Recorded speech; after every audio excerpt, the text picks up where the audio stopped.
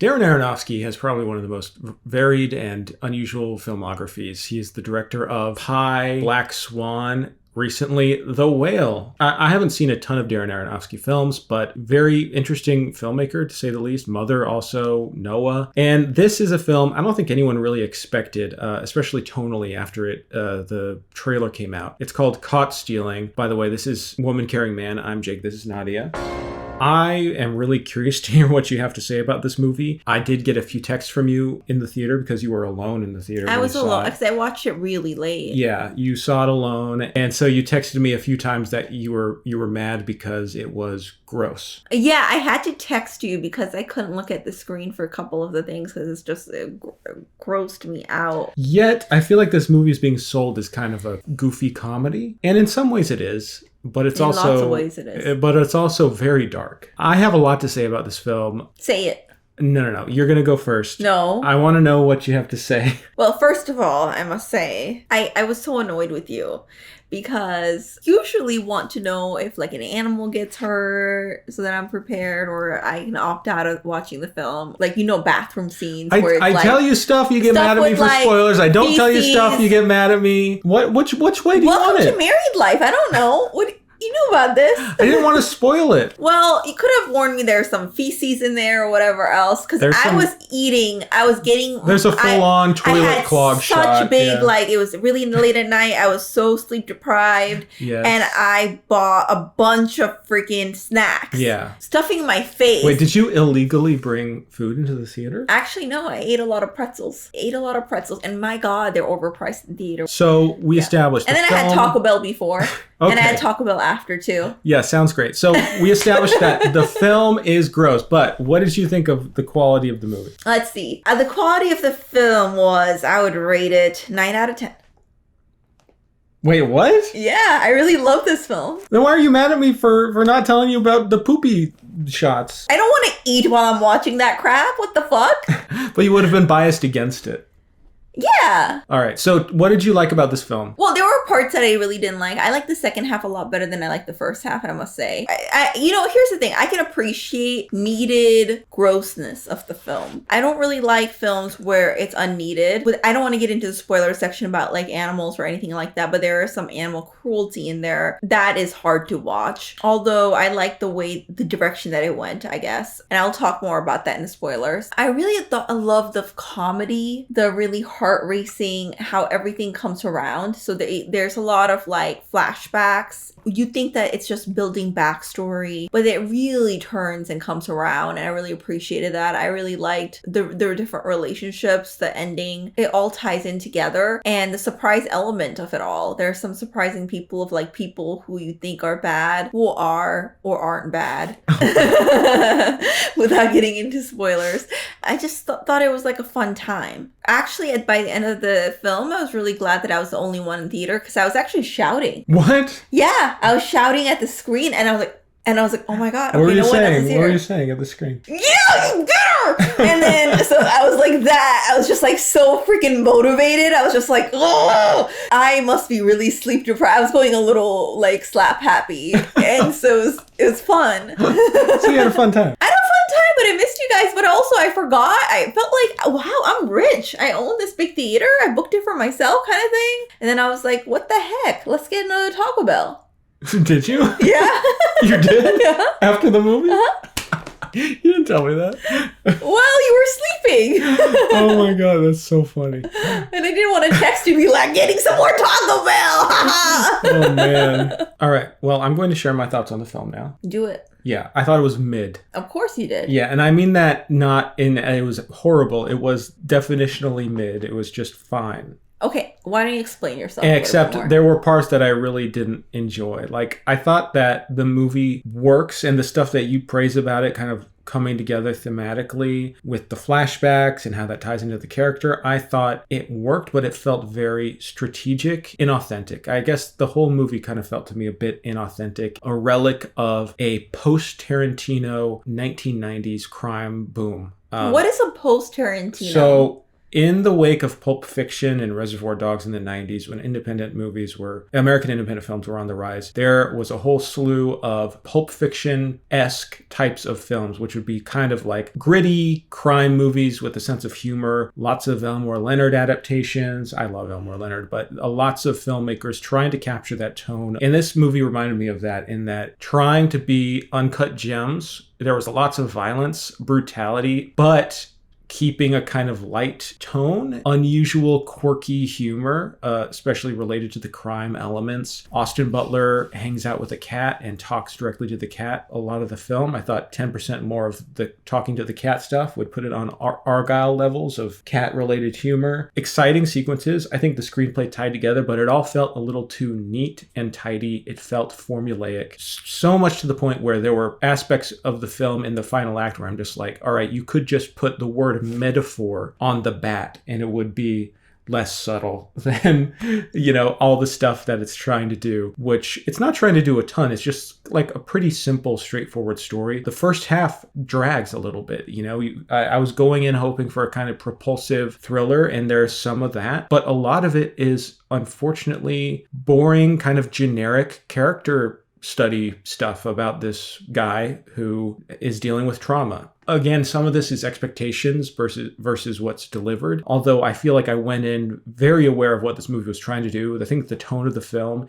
is captured very well in the trailers, which is unfortunate to me because I was like, oh, maybe the trailer's just not really selling it very well. But that's pretty much the movie. I never watched the trailer. I will say that Zoe Kravitz and Austin Butler are great to watch on screen. Good-looking people who sell their characters well. I think Austin Butler is a great movie star. I like to see him doing all sorts of stuff. Griffin Dunne is in part of this movie. I think this movie's trying to capture some of that after-hours energy, which Griffin Dunne was in. I was hoping someone like Darren Aronofsky would do something a little weirder or stranger with it, but it really just felt like, oh, okay, that's fine. So I disagree with you. Explain. My God. Like formulaic. I didn't see yes, of course, every movie is formulaic. Scripts are formulaic. You want to have a little right cadence it's an art form with the right formulaic cadence to things, of course. But I don't think it was so obvious it was formulaic. I don't know what you're talking about with like he's speaking to cats 10% of the movie. Like no, he's not 10% of the movie. I just mean it was like a running bit of like anchor, like an emotional anchor in the story is him talking to the cat, and it's also a comedic beat. That's what makes it awesome. And then also, like, I love the metaphors and stuff. It wasn't too much in your face. I love the fact that it made so much like fun in a funny, self-indulging way of like a sports fan and how important like these sports teams are for a lot of people and how it kind of like infiltrates your life, but at the same time there's other shit going on the top of that. I like that it drove both those perspectives in tandem. I don't understand you. There was so much stuff, especially when it comes to like that metaphor about alcohol and trauma and tying it all together. I thought it was very heavy-handed how it delivers the themes. Basically, there was a point in the film when I was thinking, especially in the third act, where I was like, these characters don't feel real. They don't feel like actual people. They feel like they're just delivering the script themes, Like I felt like it felt real in a very surreal world. I didn't find it surreal at all. I felt like it was, there were parts of it that were extremely gruesome, very like heightened the pain and very realistic violence. What would you rate it? I'd give it a 6 out of 10. Okay, can I explain the surreal type of moments and spoilers now? Or is there something? Yes, let's get into spoilers. I just want to say my taste is just not aligned with this movie. I feel like I love these types of movies and I wanted a bit more. I completely disagree. All right, 6 out of 10, so that's not negative. That's not like a bad rating. That's horrible. No, it's not. 5 is right in the middle. 5, anything below 5 is in the negative. 5 and up is... Okay, like, say that to when you're in school, in college. Say 50%, it's right in the middle. Well, we have a different philosophy of rating system, I think. Well, no, if you get 50% in school, you can tell the teacher it's right in the middle. I should be able to graduate. This isn't school. What's the point of rating? All right, let's move on. We'll never agree on rating system. 3, 2, 1? 3, 2, 1, spoilers. Okay. The surreal moments for me was just like in your face public shootings. How much like you only see one cop who's not good, I guess corrupt.